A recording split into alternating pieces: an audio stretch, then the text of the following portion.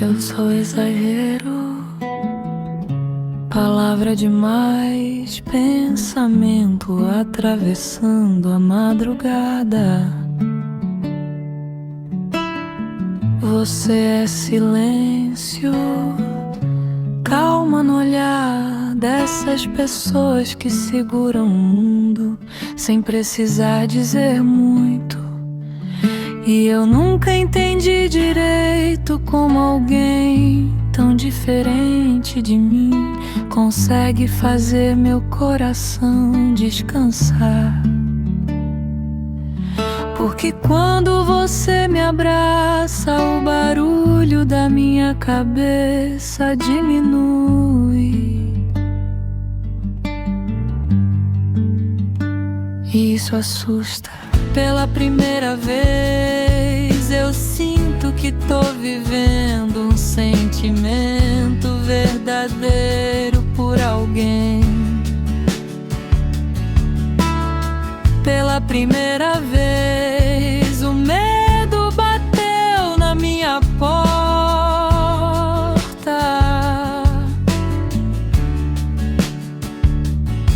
Porque tudo entre nós é tão real, tão sincero, tão simples de ser feliz, que eu tenho medo de um eu te amo estragar tudo.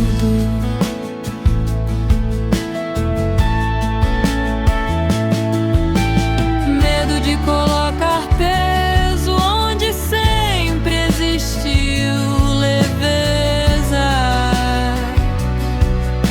Medo de transformar instante em cobrança. Mas hoje, pela primeira vez, eu quase falei.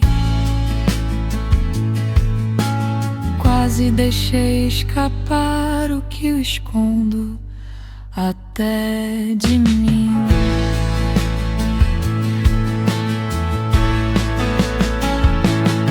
Porque você merece o mundo e eu queria conseguir explicar o que acontece comigo quando você sorri pra mim. Talvez a vida nunca fosse fácil pra duas pessoas tão diferentes.